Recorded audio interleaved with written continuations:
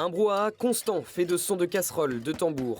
Casque anti-bruit et bouchons d'oreille étaient préconisés ce lundi pour la venue du garde des Sceaux Éric Dupond-Moretti à la maison d'arrêt des Croisettes à Coulennes. On ne fait même pas autant de bruit que toutes les casseroles que le gouvernement a au cul en fait. Voilà, je suis un peu vulgaire, je suis désolée. Ça représente, je sais pas, enfin, c'est évidemment faire du bruit, se faire entendre. Les casseroles c'est très symbolique, c'est tout ce qu'on traîne derrière nous, tout ce que le gouvernement traîne derrière lui en tout cas. C'est aussi tout ça en fait. Donc, j'ai pas des casseroles, j'ai des couvercles par contre. Mais bon, voilà. Une centaine de manifestants étaient réunis à quelques hectomètres de l'établissement pénitentiaire, bien encerclés par une quarantaine de CRS. Pendant plus d'une heure et demie, les musiciens ont joué leur partition sans s'arrêter. Au passage du convoi transportant le ministre, les instruments y sont allés crescendo.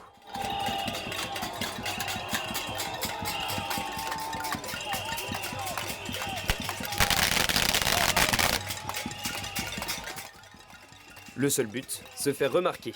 On a accueilli le ministre Béchu, ministre de la Transition écologique, lundi dernier. Bon, il y avait un petit peu moins de monde, mais là c'est sûr que Moretti c'est un ministre plus haut placé dans le gouvernement. Un moment symbolique donc pour les manifestants. Ces casserolades ne sont pas singulières, elles sont amenées à être renouvelées régulièrement.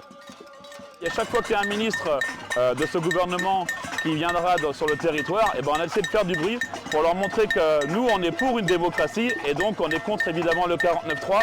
Et la retraite à 64 ans, c'est hors de question pour nous, c'est une retraite à 60 ans et à taux plein. Et pour ça, il y a des propositions, donc on veut se faire entendre. Pour prolonger son action, l'orchestre prend la direction de la préfecture, où il jouera une nouvelle casserolade ce lundi soir, 20 h, pour marquer le coup, un an après la réélection d'Emmanuel Macron.